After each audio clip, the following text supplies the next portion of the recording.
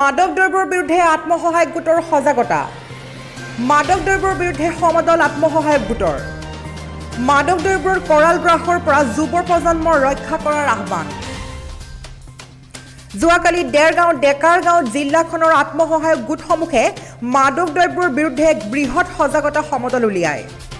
সমদলকাৰীসকলে মাদক দ্ৰব্যৰ বিৰুদ্ধে বিভিন্ন স্লোগানেৰে পৰিৱেশ উত্তাল কৰি তোলে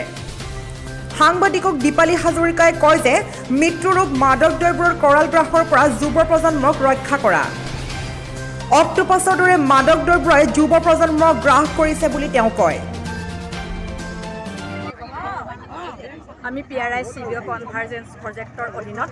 43 নং ঢেকৰপৰা গাঁও পঞ্চায়তৰ সহযোগত VOCC কমিটিয়ে এলানি সজাগতা সভা আৰম্ভ কৰিছো ইয়াৰ লক্ষ্য আৰু উদ্দেশ্য হৈছে যুৱ প্ৰজন্মক এই মৃত্যুদূতৰূপী মাদক দ্ৰব্যৰ পৰা কৰাল গ্ৰাসৰ পৰা ৰক্ষা কৰা এই উদ্দেশ্যে আমি আজি 43 নং ঢেকৰগাঁও গাঁও পঞ্চায়তৰ সহযোগত VOCC কমিটিয়ে আজি ৰেলীৰ শুভাৰম্ভ কৰিছোঁ 12 বজাৰ পৰা আমাৰ মূল কাৰ্যসভা অনুষ্ঠিত হ'ব গতিকে আমি এই বাৰ্তাৰ যোগেদি আমি জনাব বিচাৰিছোঁ যে যি মাদক দ্ৰব্যৰ কৰাল গ্ৰাসে আমাৰ সমাজখন আগুৰি ধৰিছে সেই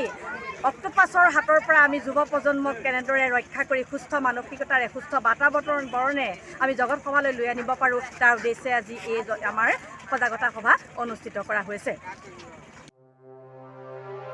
bureau report red river times